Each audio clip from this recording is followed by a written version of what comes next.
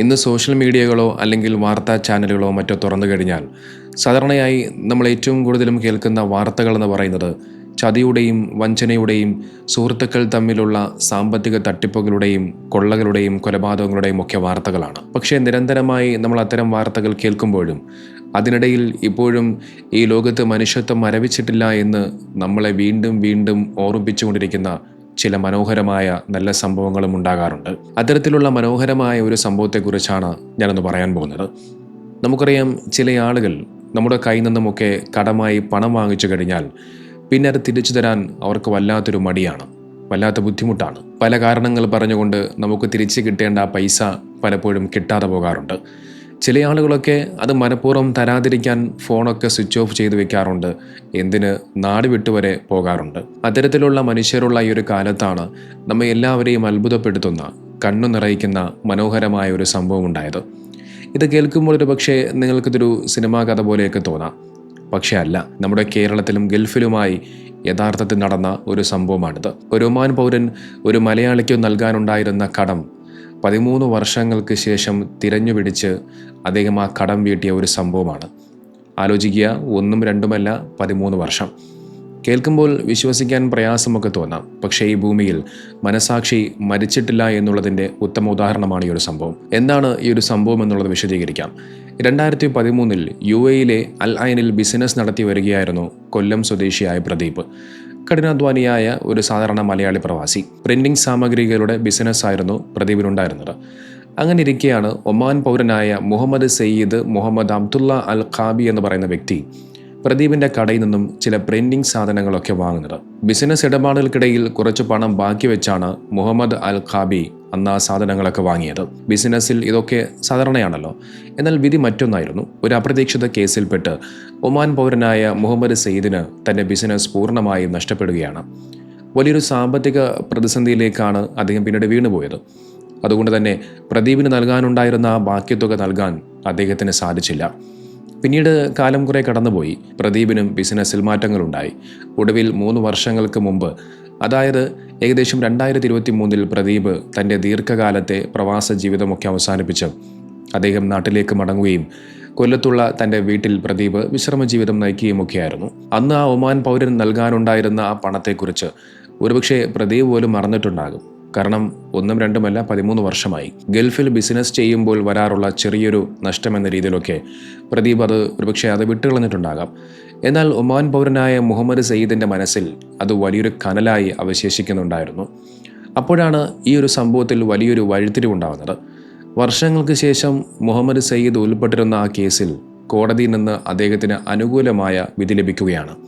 നഷ്ടപ്പെട്ട പണവും ബിസിനസ്സും അദ്ദേഹത്തിന് തിരികെ കിട്ടി. നമുക്കറിയാം, സാധാരണയായി ഇന്നത്തെ കാലഘട്ടത്തിലൊക്കെ ഒരു മനുഷ്യൻ്റെ കയ്യിലേക്ക് പണം വന്നു കഴിഞ്ഞാൽ അയാൾ എന്തായിരിക്കും ആദ്യം ചിന്തിക്കുക? തൻ്റെ ബിസിനസ്സുകൾ ഒന്നുകൂടി മെച്ചപ്പെടുത്തണം, അല്ലെങ്കിൽ വീണ്ടും പണം ഉണ്ടാക്കണം എന്നൊക്കെ ആയിരിക്കാം. എന്നാൽ മുഹമ്മദ് സയ്യിദ് ചിന്തിച്ചത് 13 വർഷം മുമ്പ് താൻ പണം കൊടുക്കാനുള്ള ആ കൊല്ലം സ്വദേശി പ്രദീപിനെ കുറിച്ചാണ്. തൻ്റെ കയ്യിൽ പണമില്ലാതിരുന്നപ്പോൾ തനിക്ക് സാധനങ്ങൾ തന്ന് സഹായിച്ച ആ മലയാളിക്ക് പണം തിരികെ നൽകണം. അതായിരുന്നു അദ്ദേഹത്തിൻ്റെ ലക്ഷ്യം. പക്ഷേ അതിനായിട്ട് പ്രദീപിനെ കണ്ടെത്തേണ്ടതുണ്ട്. അതെങ്ങനെ കണ്ടെത്തും?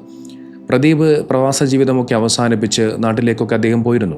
പ്രദീപിൻ്റെ ഫോൺ നമ്പറുകളോ മറ്റു വിലാസങ്ങളോ ഒന്നും തന്നെ ഈ പറയപ്പെടുന്ന ഈ ഒമാൻ സ്വദേശിയുടെ കയ്യിലില്ല. അങ്ങനെ ഇരിക്കെയാണ് ഒമാൻ UAE ബോർഡറിലെ മഹദയിൽ AC ഷോപ്പ് നടത്തുന്ന തിരുവനന്തപുരം സ്വദേശിയായിട്ടുള്ള സന്തോഷ് എന്ന മലയാളിയെ അദ്ദേഹം ബന്ധപ്പെടുന്നത്. പ്രദീപിന് താനൊരു തുക നൽകാനുണ്ടെന്നും അദ്ദേഹത്തെ കണ്ടെത്താൻ സഹായിക്കണമെന്നും മുഹമ്മദ് സയ്യിദ് ആ സന്തോഷിനോട് അഭ്യർത്ഥിക്കുകയും പിന്നീട് ആ ദൗത്യം സന്തോഷ് ഏറ്റെടുക്കുകയും ചെയ്യുന്നു. പ്രദീപിൻ്റെ പഴയ പ്രവർത്തനരഹിതമായ ഒരു ഫേസ്ബുക്ക് പ്രൊഫൈൽ മാത്രമാണ് സന്തോഷിന് ആകെ ലഭിച്ച ഒരു സൂചന എന്ന് പറയുന്നത്. അതിലുണ്ടായിരുന്ന പ്രദീപിൻ്റെ ഒരു പഴയ ഫോട്ടോ ഉപയോഗിച്ച് സന്തോഷ് ഈ സോഷ്യൽ മീഡിയയിൽ വലിയ തിരച്ചിലൊക്കെ നടത്തുകയാണ്. പല ഓൺലൈൻ ചാനലുകൾ വഴിയും ഗ്രൂപ്പുകൾ വഴിയുമൊക്കെ ഈ ഫോട്ടോയും വാർത്തകളും സന്തോഷ് പങ്കുവച്ചു. അങ്ങനെ കല്ലമ്പലത്തെ പ്രാദേശിക ഓൺലൈൻ മാധ്യമമായിട്ടുള്ള കല്ലമ്പലം ന്യൂസ് ഈ വാർത്ത വലിയ രീതിയിൽ പ്രാധാന്യത്തോടു കൂടി കൊടുക്കുകയാണ്. നോക്കൂ, സോഷ്യൽ മീഡിയ നമ്മൾ നല്ല കാര്യങ്ങൾക്ക് ഉപയോഗിച്ച് കഴിഞ്ഞാൽ എന്തെല്ലാം അത്ഭുതങ്ങൾ അവിടെ സംഭവിക്കും എന്നുള്ളതിൻ്റെ മറ്റൊരു ഉദാഹരണം കൂടിയാണിത്. പലപ്പോഴും സോഷ്യൽ മീഡിയ എന്നുള്ളത് വർഗീയതയും വിദ്വേഷവും തീർക്കാനുള്ള, അല്ലെങ്കിൽ അതിനെ തെറ്റായ രീതിയിലൊക്കെ ഉപയോഗിക്കാനുള്ള ഒരു ഇടമാക്കി ചില ആളുകളൊക്കെ അതിനെ മാറ്റുമ്പോൾ മറ്റു ചില ആളുകൾ അത് നല്ല ഒരു പ്രവർത്തനങ്ങൾക്ക് വേണ്ടി അതിനെ യൂസ് ചെയ്യുകയാണ്. അങ്ങനെ കല്ലമ്പലം ന്യൂസിൽ വന്ന ആ ഒരു പോസ്റ്റ് പ്രദീപിൻ്റെ ചില സുഹൃത്തുക്കളുടെ ശ്രദ്ധയിൽപ്പെടുന്നു. അവർ ഉടൻ തന്നെ കൊല്ലത്തുള്ള പ്രദീപിനെ ഈ കാര്യങ്ങളൊക്കെ വിളിച്ചറിയിക്കുകയാണ്. തൻ്റെ സുഹൃത്തുക്കൾ ഈ കാര്യം വിളിച്ച് തന്നെ അറിയിക്കുമ്പോൾ ഒരുപക്ഷെ പ്രദീപ് പോലും ഞെട്ടിപ്പോയിട്ടുണ്ടാകും. പ്രദീപ് ഉടൻ തന്നെ ഒമാനിലുള്ള സന്തോഷുമായി ബന്ധപ്പെടുകയും സന്തോഷ് വഴി ആ ഒമാൻ പൗരനായ മുഹമ്മദ് സയ്യിദിലേക്ക് വിവരമെത്തിക്കുകയും ചെയ്യുന്നു. തുടർന്ന് നടന്നത് വളരെ വൈകാരികമായ ഒരു രംഗമായിരുന്നു. പ്രദീപ് വീഡിയോ കോളിലൂടെ ഒമാൻ പൗരനായ മുഹമ്മദ് സയ്യിദുമായി അദ്ദേഹം സംസാരിച്ചു. 13 വർഷങ്ങൾക്ക് ശേഷം താൻ പണം നൽകാനുള്ള മനുഷ്യനെ സ്ക്രീനിൽ കണ്ടപ്പോൾ മുഹമ്മദ് സയ്യിദിൻ്റെ മനസ്സിലെ വലിയൊരു ഭാരമാണ് ഇറങ്ങിപ്പോയത്. പിന്നെ അദ്ദേഹം ഒട്ടും സമയം കളഞ്ഞില്ല. കഴിഞ്ഞ ദിവസം ഇന്ത്യൻ രൂപ 1,04,167 രൂപ പ്രദീപിൻ്റെ ബാങ്ക് അക്കൗണ്ടിലേക്ക് അദ്ദേഹം അയച്ചു കൊടുത്തു. 2013 നൽകാനുണ്ടായിരുന്ന തുക ഒരു പൈസ പോലും കുറയാതെ 2026 പ്രദീപിൻ്റെ അക്കൗണ്ടിലേക്ക് അത് എത്തിച്ചേർന്നു.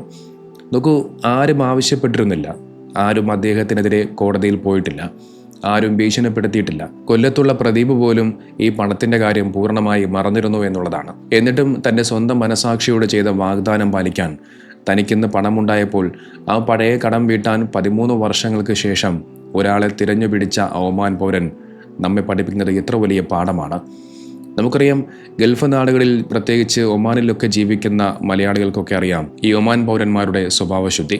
സത്യവും വിശ്വാസവും കാത്തുസൂക്ഷിക്കുന്ന ജീവിതശൈലിയാണ് ഒമാനികളുടെ സംസ്കാരമെന്ന് പറയുന്നത്. അതിഥികളെ ബഹുമാനിക്കാനും കൊടുത്ത വാക്ക് പാലിക്കാനും അവർ എന്നും മുന്നിലാണ്. ആ സംസ്കാരത്തിൻ്റെ ഏറ്റവും വലിയ ഉദാഹരണമാണ് മുഹമ്മദ് സയ്യിദ് മുഹമ്മദ് അബ്ദുള്ള അൽ ഖാബി എന്ന ഈ മനുഷ്യൻ. ഇന്നത്തെ കാലത്ത് ലക്ഷങ്ങളും കോടികളും സമ്പാദിക്കുന്ന എത്രയോ ബിസിനസ്സുകാരുണ്ട്.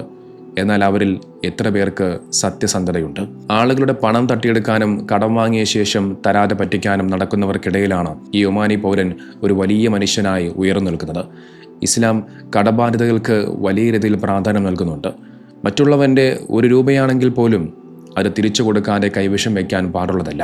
ഒമാൻ പൗരനായ മുഹമ്മദ് സയ്യിദ് അൽ ഖാബി തൻ്റെ ജീവിതത്തിലൂടെ കാണിച്ചു തന്നത് ഇസ്ലാമിൻ്റെ സൗന്ദര്യമാണ്.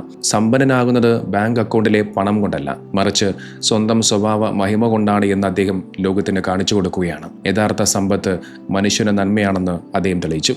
കൊല്ലം സ്വദേശിയായ പ്രദീപിന് ഇതൊരു വലിയൊരു തുകയായിരിക്കാം. എന്നാൽ അതിനേക്കാളേറെ തൻ്റെ ബിസിനസ് ജീവിതത്തിൽ ലഭിച്ച ഏറ്റവും വലിയ അംഗീകാരവും സന്തോഷവുമാണ് ഈ പണം. മനുഷ്യത്വത്തിൻ്റെ സുഗന്ധം പരത്തുന്ന ഇത്തരം വാർത്തകൾ നമ്മുടെ സമൂഹത്തിൽ കൂടുതൽ ചർച്ച ചെയ്യപ്പെടേണ്ടതുണ്ട്. നെഗറ്റീവ് വാർത്തകൾ മാത്രം വൈറലാകുന്ന ഈ സോഷ്യൽ മീഡിയ കാലത്ത് നന്മയുള്ള മനുഷ്യർ ഇന്നും ജീവിച്ചിരിപ്പുണ്ട് എന്നറിയുന്നത് ഒരു വലിയ ആശ്വാസമാണ്. നമുക്ക് ലോകത്തുള്ള എല്ലാ മനുഷ്യരും മോശക്കാരല്ല. ഇന്നും വാക്കിന് വില കൊടുക്കുന്നവരുണ്ട്. മനസാക്ഷിയെ പണത്തിന് പണയം വയ്ക്കാത്തവരുണ്ട്. മുഹമ്മദ് സയ്യിദ് അൽ ഖാബി എന്ന ഈ ഒമാൻ പൗരന് ഹൃദയം നിറഞ്ഞ ആദരവ്, ഒരു ബിഗ് സല്യൂട്ട്. കൂടാതെ പ്രദീപിനെ കണ്ടെത്താൻ സഹായിച്ച സന്തോഷ് എന്ന് പറയുന്ന സഹോദരനും അത് കണ്ടെത്താൻ കാരണമായി മാറിയ കല്ലമ്പലം ന്യൂസിനും 1000 അഭിനന്ദനങ്ങൾ.